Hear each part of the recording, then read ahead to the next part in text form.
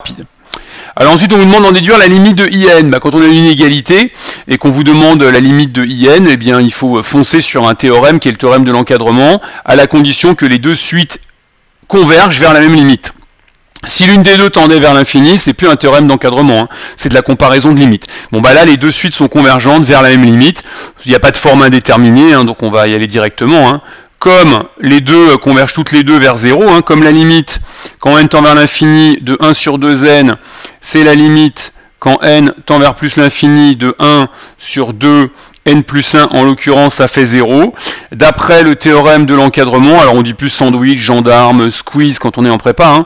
D'après, le vrai nom, c'est le théorème d'existence d'une limite par encadrement. Bon, je vais juste dire théorème de l'encadrement. Je rappelle que ce théorème, il vous donne deux informations. Il vous prouve que la suite qui est au milieu converge, à la condition évidemment qu'à gauche et à droite on ait la même limite. Il vous prouve que la suite converge. Là d'ailleurs je ne l'ai pas mis dans l'énoncé, mais en réalité en fait on a la convergence de la suite, hein. IN converge, et en bonus il vous donne aussi la valeur de sa limite. En l'occurrence sa limite c'est 0 d'après ce théorème. Donc c'est un double résultat que vous donne le théorème de l'encadrement. Très très classique. Ensuite on vous demande la limite de NIN. Donc assez naturellement, on peut multiplier par n et espérer quelque chose de sympathique, et on va pas le faire au brouillon pour gagner du temps, mais si on multiplie par n, eh bien on va constater qu'à gauche et à droite, à nouveau, ça tendra vers la même limite. Alors on va quand même parler du signe de n, puisque quand on multiplie une inégalité, attention à ne pas...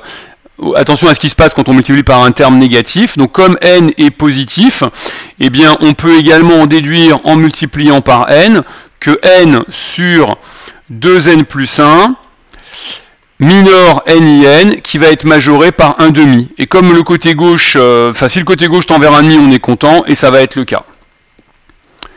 Or, la limite quand n tend vers plus l'infini de n plus 1 sur n est égal à 1, donc ça c'est pas la peine de justifier, hein, c'est un coefficient de deux polynômes en n, donc on fait le ratio des termes de plus haut degré. Éventuellement on dit, pour ceux qu'on fait les équivalents, que n plus 1 équivaut à n, enfin bon c'est peut-être pas la peine.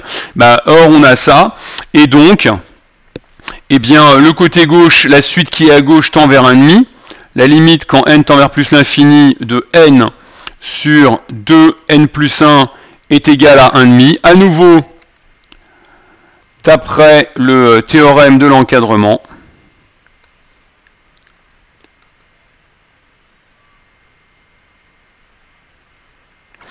On peut conclure la limite quand n tend vers plus l'infini de NIN est égale à 1/2.